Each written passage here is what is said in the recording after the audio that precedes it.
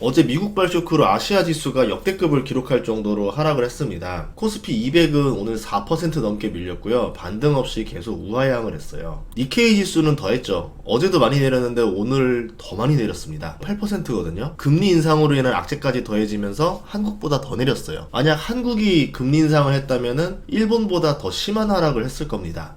미국은 어제만 나스닥이 2.4% 하락하고 지금도 1.5% 더 하락하고 있거든요. 합쳐서 4%가 하락하고 있는데 한 달 전에 나스닥 100 지수가 27,000이었었어요. 지금 2,000포인트가 넘게 빠졌죠. 의외로 중국은 하락이 덜했고 가장 많이 하락한 곳이 한국, 일본, 대만입니다. 미국의 수혜를 보고 있는 국가이면서 반도체 수출 국가인 세 나라가 타격이 제일 심했어요. 한국도 하이닉스가 10% 넘게 하락할 정도로 기술주 타격이 있었습니다. 주식시장 하락의 원인 중 하나는 침체 우려인데 어제 PMI가 예상보다 심하게 낮게 나왔어요. 48.8 정도 생각했는데 46.8. 뚝 떨어져서 나왔죠. 그러면서 경기 침체 우려가 아닌가? 이렇게 지금 다가오기 시작했어요. 지금 미국 남부랑 북부의 실업률이 달라요. 북부 실업률이 지금 굉장히 안 좋습니다. 러스트벨트 지역이 실업률이 빠르게 올라가고 있는데 PMI까지 떨어지니까 이거 문제 있나 보다. 단순한 문제가 아닌 것 같아 라고 하면서 경각심을 갖기 시작하는 거죠. 오늘 실업률 발표가 나와봐야 알겠지만 유독 이 지역의 실업률이 빨리 올라가는 이유가 제조업의 침체가 아니길 바랄 뿐입니다. 오늘 미국 전체 실업률이 4.1 넘어가느냐 아니냐도 중요하겠지만 주 단위로 실업률 발표 나오거든요. 거기가 문제가 더 심각한 건지 아니면 썬벨트 지역까지도 지금 영향을 주기 시작하는 건지 이것도 잘 봐야 될 것 같아요. 국채금리가 빠르게 하락 중인데요. 3달 전에 4.7%가 넘던 10년물 금리가 이제 3.9%대로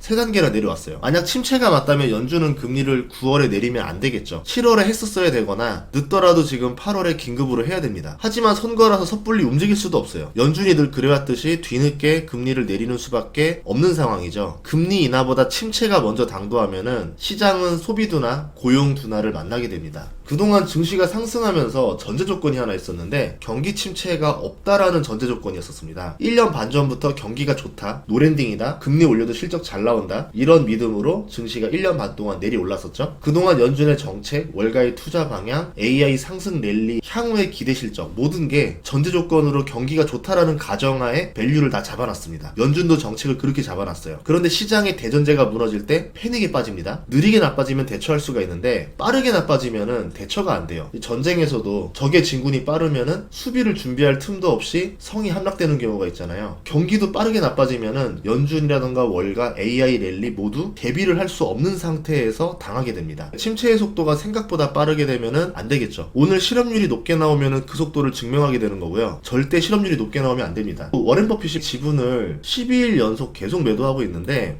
이것도 조금 좋진 않죠. 워렌 버핏을 생각했을 때 주식을 파는 이유는 더 좋은 주식을 사기 위해서 현금 마련을 하기 위해서 이런 경우가 1번이고 두 번째는 이 주식이 비싸다라고 판단해서입니다. 경기 침체가 오고 있는데 미국 대형 은행 주식이 사상 최고치를 돌파했어요. 그러면 버핏 입장에서는 이거를 들고 가는 것보다 한번 팔고 나서 경기 침체에 대해서 대비를 하는 게 낫지 않겠느냐 이렇게 판단할 수도 있겠죠. 왜냐하면 버크셔 해서웨이가 지금 보유한 현금이 적지가 않은데 아마 사상 최대치로 현금을 보유해놨습니다. 그런 상황에서 대형 은행 주식 까지 판다고? 그러면 좋은 의미는 아니죠. 만약에 경기 호황에서 침체로 전제가 바뀌면은 그동안 눌러놨던 악재들이 튀어나오게 됩니다. 힘이 약하다는 사실을 알게 되면은 각지에서 반란이 일어나는 것처럼 경기가 나쁘다고 이야기가 나오면은 그동안 눌러놨던 것 중에 하나가 상업용 부동산이었거든요. 부동산 가치가 더 하락하게 되겠죠. 금리 인하 때문에 이자가 낮아져서 상업용 부동산 위기가 넘어가는 거 아니냐 이렇게 말할 수도 있겠지만 공실 우려가 더 커질 수도 있어요. 미국이 간신히 틀어막고 있는 상업용 부동산이 터질 우려가 다시 나오게 되면은 엎친 데 덮친 격에 이슈가 나오게 되면서 증시에서 또 악재를 더하게 됩니다. 경기가 좋을 때 상업용 부동산 얘기 나오면은 그 정도는 끄떡없어 우리 막아낼 수 있어 이렇게 할 수 있는데 침체 때문에 지금 허덕이는 상태에서 상업용 부동산인데요 이러면은 이거를 막기가 되게 부담스러워지는 거죠. 똑같은 적이라고 하더라도 내가 튼튼한 상황이냐 아니냐에 따라서 막을 수 있는 악재냐 못 막는 악재냐로 바뀔 수가 있다는 거예요. 반도체에서도 나쁜 소식이 들려오기 시작했습니다. 중국의 반도체가 자립할 가능성까지 나오기 시작했는데 하필 이 타이밍에 왜 이런 뉴스가 나오냐 이것도 조금 그렇거든요. 그렇게 되면은 미국, 한국, 일본, 대만의 반도체 매출이 하락할 우려가 있습니다. 중국의 반도체를 비싸게 팔아먹던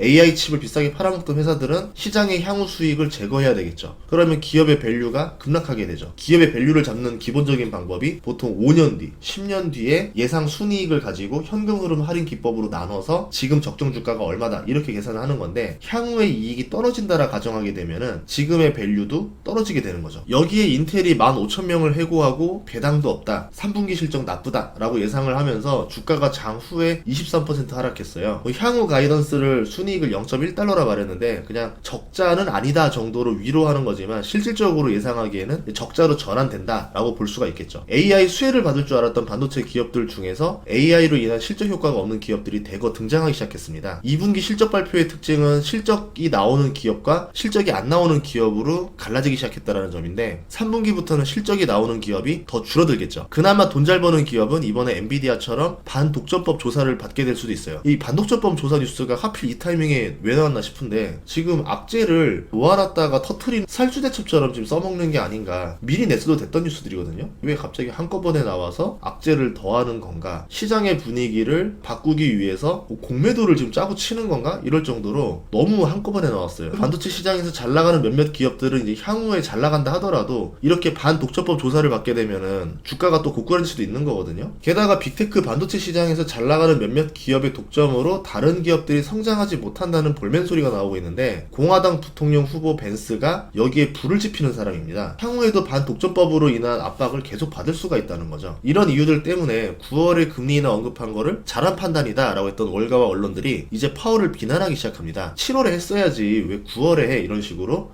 탓하는 거죠. 그저께 영상에서 침체가 오면 파월에게 실기를 했다고 비난할 거라 말했는데 그 말이 하루 만에 나올지 몰랐어요. 만약에 오늘 실업률 예상이 4.1%인데 4.2% 이상 나오게 된다, 혹은 4.3% 이상 나오게 된다, 침체 속도가 빨라진다라고 판단되게 만드는 요소들이 나오면은 9월에 금리 인하가 0.25%가 아니라 0.5% 해야 된다라는 뉴스들로 뒤덮이게 될 겁니다. 연준의 첫 금리 인하가 0.5%라는 뜻은 상징성이 상당히 커요. 연준이 실수를 해서 금리를 늦게 내리는 바람에 경제 컨트롤을 실패했다는 뉴스가 나갈 겁니다. 연준의 독립성을 운운하던 파월 의장이 0.5%를 한 번에 내린다? 이건 어려운 일이죠. 0.25%를 내리고 데이터를 보고 더 지켜보고 결정하겠다. 아직은 희망이 있다. 아직은 지표들이 혼조스러워서 우리가 0.5%까지 하는 거는 오바다. 이런 말로 자신의 0.5% 이하의 정당성을 해명할 가능성이 커요. 인플레는 일시적이라면서 금리 인상을 뒤늦게 변호했던 파월이었습니다. 이번에는 금리 인하를 늦게 해서 경기 침체를 막지 못한 연준 의장이 될 수도 있어요. 그리고 선거가 코앞이에요. 금리를 많이 내려도 민주당을 도왔다는 소리를 들을 수 있기 때문에 파월의 선택지는 9월에 0.25밖에 없습니다. 이런 상황에서 0.5를 해야 된다라는 시장의 압박이 오기 시작하면은 0.25% 금리 인하 했다라고 해서 시장에서 이걸 호재로 보지 않을 수도 있다는 거죠. 미국의 실업률 문제는 방향성이 존재한다는 건데, 30년 동안 미국은 5번의 실업률 증가를 겪었습니다.